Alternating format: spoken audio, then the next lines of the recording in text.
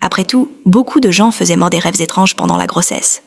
Mais très vite, des choses plus inquiétantes commencèrent à se produire. Certaines nuits, alors que tout le monde dormait, Adesewa entendait un bruit d'eau couler autour de la maison, comme si une petite rivière passait tout près. Elle se levait doucement pour regarder dehors, mais il n'y avait rien. La cour était sèche, le sol était calme. Pourtant, le bruit avait été clair. D'autres nuits, elle faisait des rêves encore plus troublants. Elle voyait toujours la même chose. La rivière sous la lune, et deux yeux lumineux qui la regardaient depuis les profondeurs de l'eau. Chaque fois qu'elle se réveillait, son cœur battait si fort qu'elle devait rester assise longtemps avant de pouvoir se rendormir. Malgré tout cela, les mois passaient. Son ventre grandissait. Et avec le temps, une autre émotion commença à apparaître dans son cœur. L'amour pour l'enfant qu'elle portait. Au début, cet enfant n'était qu'une idée. Mais maintenant, elle sentait ses mouvements.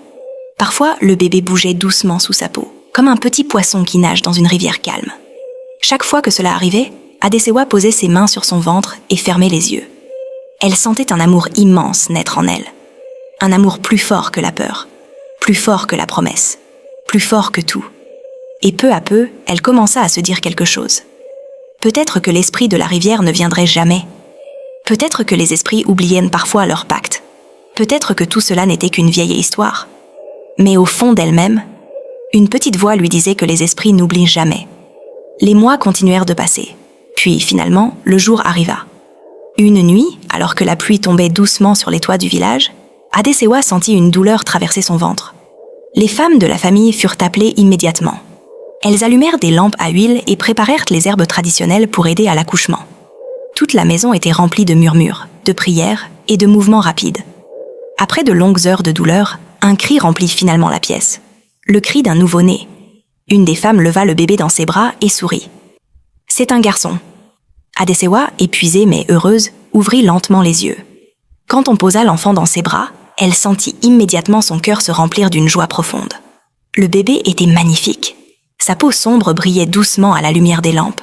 Ses yeux étaient grands et brillants. Il serra son petit poing autour du doigt d'Adesewa. À ce moment précis, elle comprit quelque chose. Elle ne pourrait jamais laisser quelqu'un lui prendre cet enfant. Jamais. Elle serra le bébé contre elle. Mais au même moment, un vent froid traversa soudain la pièce. La flamme des lampes trembla.